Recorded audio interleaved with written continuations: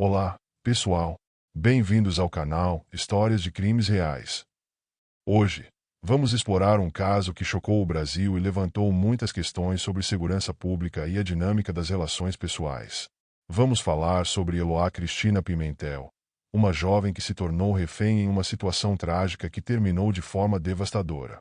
Preparem-se para uma história intensa e reflexiva. Vamos começar. Imagine uma tarde tranquila, daquelas em que a vida parece seguir seu curso normal, sem nenhuma pista do caos que está prestes a se instalar. Eloá Cristina Pimentel, uma jovem cheia de vida, carrega consigo um nome marcado por sombras que ela mesma nunca pediu. Filha de Everaldo Pereira dos Santos, ex-cabo da Polícia Militar, ela cresce sob a nuvem de um passado repleto de segredos e violência. Seu pai, acusado de integrar um temido grupo criminoso, traz consigo o peso de acusações graves, envolvendo o assassinato de uma figura importante em Pernambuco. Mas Eloá era apenas uma garota, inocente, cheia de sonhos e sorrisos, distante desse passado manchado de sangue. Ao seu lado, Nayara Rodrigues da Silva, uma amiga fiel. Duas vidas entrelaçadas em uma amizade comum, até que, de repente, tudo muda. O cárcere, o medo, a tensão que consumiu os dias, as horas e os minutos daquela fatídica situação. Nayara sobreviveu, mas o preço foi alto demais. Ferida não só no corpo, mas na alma, ela carrega para sempre as marcas de uma tragédia que chocou o país. E por trás dessa sobrevivência, uma luta árdua, cirurgias, recuperação e, acima de tudo, a dor de seguir em frente sabendo que sua amiga, Eloá, não teve a mesma chance. Em 2018, anos depois do pesadelo, a justiça finalmente a reconheceu como vítima de um erro trágico, condenando o governo a pagar uma indenização que, por mais justa que fosse, nunca poderia apagar as lembranças.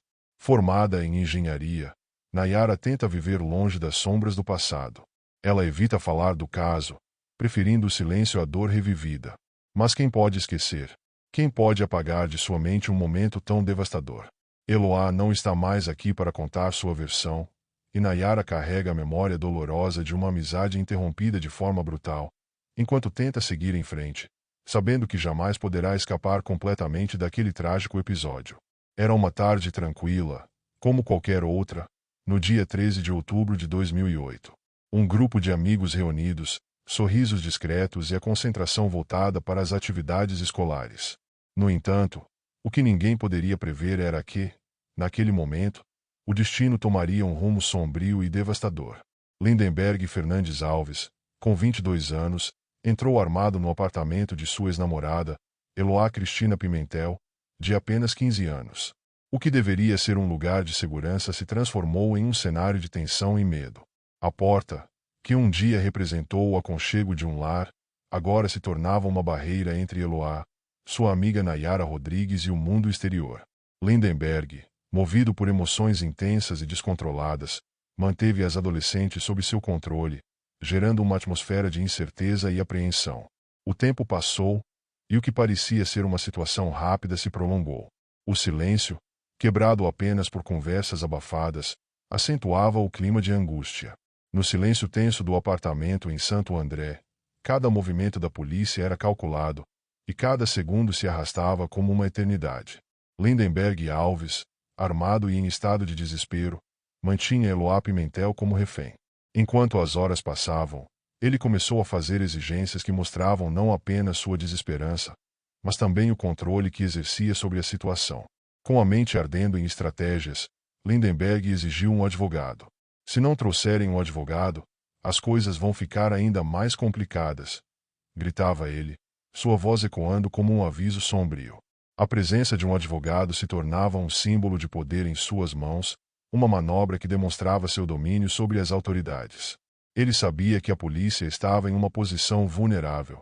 A vida de Eloá estava em jogo, e qualquer passo em falso poderia resultar em consequências trágicas. Mas não parou por aí. Lindenberg também fez um pedido insólito: comida. Quero algo para comer, exigiu ele, como se estivesse simplesmente em casa, decidindo o que pedir em um restaurante. Esse pedido não era apenas sobre saciar a fome. Era uma demonstração de controle. Ele se sentia no comando, manipulando a situação enquanto os negociadores se debatiam com a urgência de atender suas demandas.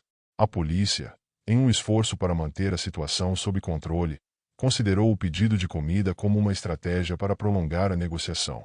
Um jantar poderia criar um espaço para a conversa, uma oportunidade de desescalar a tensão, mas também era um lembrete do poder que Lindenberg detinha sobre a vida de Eloá. A cada exigência atendida, sua confiança crescia. Quando a comida chegou, a cena era surreal. Os negociadores observavam com apreensão, sabendo que cada escolha que faziam poderia ter um impacto decisivo. Os investigadores estavam cientes de que sua estratégia de atender a cada exigência poderia ser uma faca de dois gumes, e o relógio continuava a contar, a pressão aumentando enquanto a vida de Eloá estava em jogo. O advogado de Lindenberg foi chamado, trazendo a esperança de uma solução pacífica. Nayara, inicialmente liberada, foi novamente chamada pela polícia para ajudar nas negociações. Uma jovem de 15 anos, levada de volta àquela situação angustiante. O que passava por sua mente? Medo, coragem, não sabemos ao certo, mas ela voltou, determinada a apoiar sua amiga nos momentos mais difíceis. Mais de 100 horas se passaram. O país inteiro acompanhava o desenrolar dos acontecimentos, ansioso por um desfecho positivo. Quando, finalmente, a porta foi aberta com uma explosão, a tensão alcançou seu ápice. Em meio ao caos, sons de confusão e agitação tomaram conta do lugar. Quando a situação se acalmou, a cena que emergiu deixou o Brasil em choque. Nayara, ferida, conseguiu deixar o local andando, enquanto Eloá, gravemente machucada, foi carregada nos braços de um policial. O país ficou em silêncio, esperando por notícias do hospital. Infelizmente, a notícia que chegou foi devastadora. Eloá, uma jovem cheia de vida e sonhos, não resistiu aos ferimentos. Sua partida deixou uma nação inteira em luto, e uma memória que jamais será esquecida. O julgamento de Lindenberg Fernandes Alves expôs não apenas a gravidade de seus atos, mas também a profunda incapacidade dele de aceitar o término de seu relacionamento com Eloá. Ao final de um processo que chocou a nação, Lindenberg foi condenado a 98 anos e 10 meses de prisão, um reflexo da brutalidade de suas ações, que culminaram em homicídio, tentativas de homicídio e cárceres privados. Sua obsessão e desespero transformaram o amor em um ato de violência insuportável, resultando em um desfecho trágico que tirou a vida de uma jovem cheia de sonhos. A sentença foi um grito de justiça em nome de Eloá, mas também um lembrete sombrio do que acontece quando a paixão se torna possessiva e descontrolada.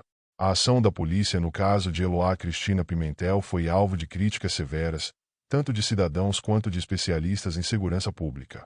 Entre os críticos, estava Marcos Duval, instrutor de defesa pessoal do Departamento de Polícia de Beaumont, no Texas, Estados Unidos. Contratado por uma rede de TV brasileira para comentar o desenrolar do caso, ele apontou diversas falhas na operação. Segundo Marcos Duval, permitir que o sequestro se prolongasse por mais de 100 horas foi um grande erro. Ele ressaltou que, em uma situação de natureza passional como essa, o tempo joga contra, pois quanto mais tempo leva, mais inconstante a pessoa fica.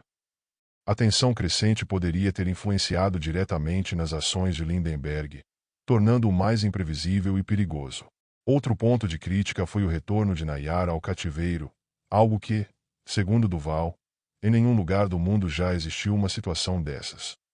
Para ele, foi um deslize grave da polícia permitir que uma vítima já libertada retornasse ao local de perigo, colocando novamente sua vida em risco. Além disso, o especialista também destacou problemas na maneira como as vítimas foram socorridas após o desfecho trágico, bem como a condução da invasão ao apartamento, apontando falhas que, em sua opinião, contribuíram para o desfecho fatal do caso. E aí, pessoal, o que acharam dessa história?